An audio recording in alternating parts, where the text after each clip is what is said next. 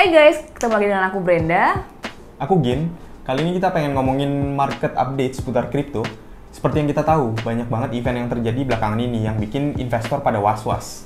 Nah, hari ini kita pengen deep dive satu persatu event yang terjadi dan gimana dampaknya buat ekosistem kripto ini sendiri. Jangan lupa untuk subscribe YouTube kita karena bakal diupdate 2 kali seminggu. Dan jangan lupa nyalakan notif biar selalu update ya. Per hari ini tanggal 10 Maret, genap 15 hari peristiwa invasi Rusia ke Ukraine. Sebagai konsekuensi dari pengiriman pasukan Rusia ke Ukraine, banyak sanksi yang diberlakukan dari Jepang, Australia, dan dari negara wilayah barat lainnya. Bahkan sempat dibilang Russia become the world most sanctioned country, melebihi Iran dan North Korea. Emang berapa sih sanksi yang dikenain ke Rusia? Kalau kita lihat dari data Castelium.ai, ada total 5.532 sanksi yang diberlakukan. Sejak 22 Februari kemarin, sanksi Rusia tuh bertambah sebanyak 2.778. Di mana 90% sanksi ini ditargetkan ke individual seperti politisi, pejabat tinggi, oligarki, dan keluarga mereka. Ada juga larangan wilayah udara untuk pesawat sipil Rusia. Gak cuma itu aja sih, segmen pelayaran termasuk pedagang komoditas, kapal tanker, peti kemas juga kena. Di mana konsekuensinya rantai pasokan bisa macet karena kapal dialihkan atau ditunda. Negara-negara G7 juga setuju untuk ngapus beberapa atau bahkan semua bank Rusia dari SWIFT. Buat yang belum tahu, SWIFT ini tuh cara bank berkomunikasi secara global satu sama lain. Jadi menghapus bank Rusia dari SWIFT berarti bisnis Rusia itu nggak bisa lagi dibayar atau secara efektif nggak bisa lagi jual barang secara internasional. Bahkan kemungkinan besar, bank-bank secara global bakalan ngehentiin semua transaksi yang terkait atau berasal dari Rusia. Gimana dong Rusia menyelesaikan transaksi kalau mereka nggak bisa lagi pakai Visa, Mastercard, Apple Pay, dan Google Pay di sana?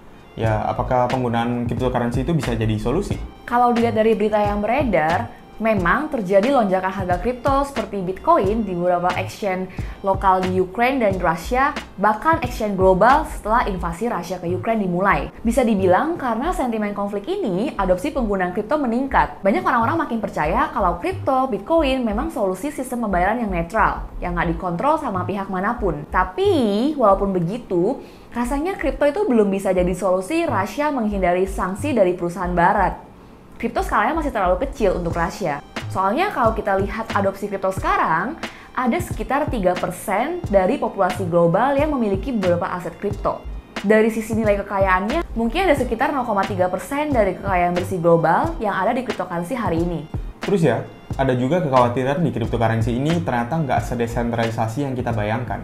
Kita ambil contoh layanan MetaMask, Infura, sama OpenSea. Singkatnya, MetaMask itu salah satu dompet yang paling populer di sekarang-sekarang ini. Dalam operasinya, MetaMask ini tuh pakai Infura namanya. Infura itu perannya kayak media komunikasi antara MetaMask sama jaringan blockchain. Gitu. Sedangkan OpenSea ini adalah tempat jual beli NFT pertama dan terbesar di dunia. Belakangan ini tuh ada beberapa laporan kalau user nggak bisa pakai layanan kripto seperti MetaMask, Infura, dan OpenSea di wilayah tertentu seperti Iran dan Venezuela. Di Iran banyak artis dan seniman NFT yang nggak bisa akses koleksi NFT mereka di OpenSea. Pas ditelusurin, ternyata aplikasi-aplikasi ini tuh ngeblokir user dan wilayah yang termasuk dalam daftar sanksi yang dikeluarin US. Ini kan jadi nimbul pertanyaan besar sebenarnya.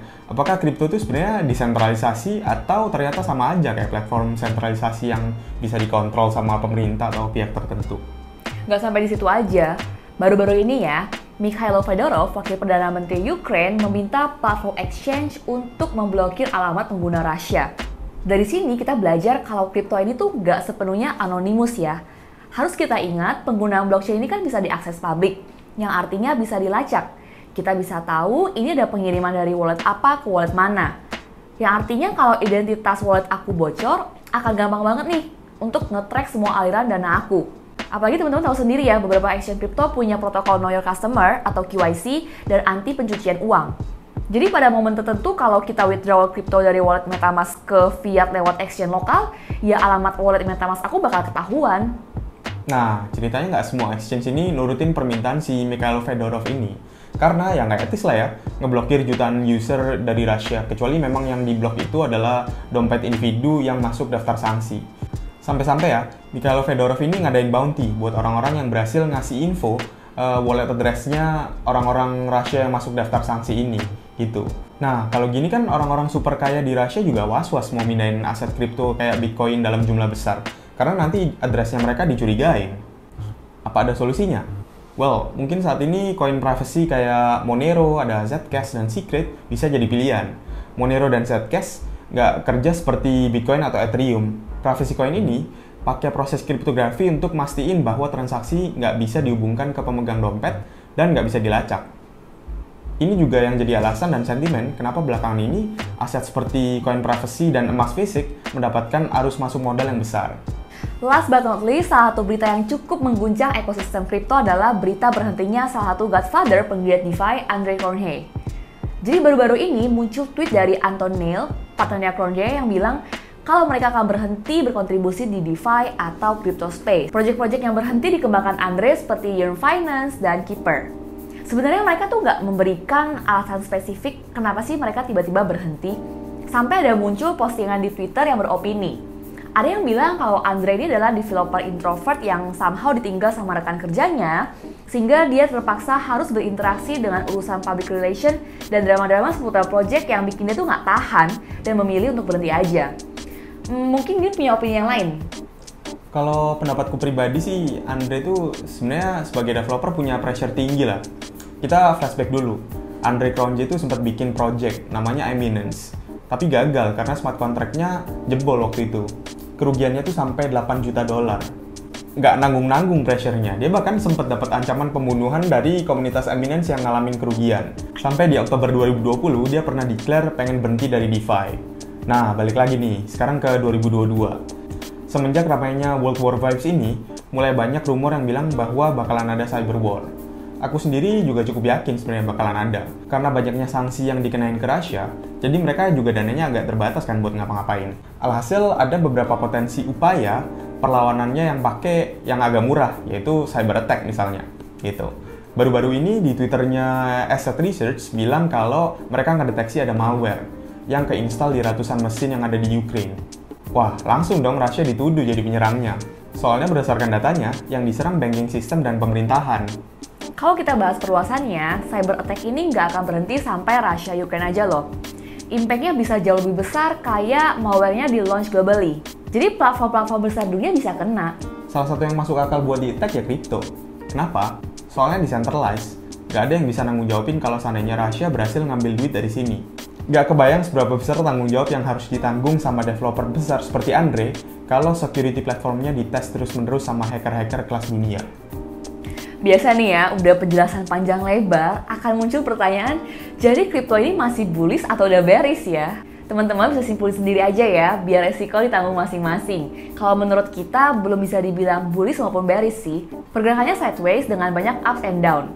Belum lagi kalau kita bahas dari sisi penguatan mata uang seperti dolar. Seperti kita tahu, cryptocurrency dan dolar ini kan seringkali bergerak dalam arah yang berlawanan.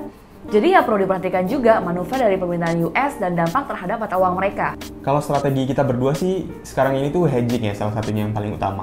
Mungkin hedging itu return per tahunnya itu antara 3-6% per tahun. Mungkin bisa lebih besar lagi kalau seandainya lagi rame yang trading di situ. Nah, take talk buy low dan sell high itu juga salah satu yang kita praktekin juga sih. Kita untuk saat ini mungkin nggak main trading dengan leverage yang tinggi. Itu yang harus dihindarin sekarang kalau menurut kita. Karena misalnya nih kita trading dengan leverage yang tinggi terus harga Bitcoin ya, koin yang paling gede market cap-nya gitu, itu ketarik 20% aja. Ya mungkin kita udah ini kali ya, udah pusing-pusing sendiri kali ya buat ngeliatinnya. Kita juga lagi ngehindarin untuk staking di decentralized finance dan segala hal yang berhubungan sama smart contract. Kita saat ini fokus ke nyimpen cryptocurrency di cold wallet atau centralized exchanger aja untuk proteksi aset-aset kita. Kali-kali cyber war yang tadi kita bahas itu kena di laptop pribadi mungkin gitu. Selain kripto, instrumen yang menarik untuk diversifikasi saat ini adalah emas. Karena di tengah gonjang-ganjing world war ini, mungkin orang-orang akan merasa lebih aman megang aset seperti emas atau bahkan cryptocurrency. Kalau kamu gimana? Kamu milih emas, kripto, atau malah dua-duanya? Komen di kolom komentar ya. Thanks for watching. See you on the next video. Bye-bye. Dadah.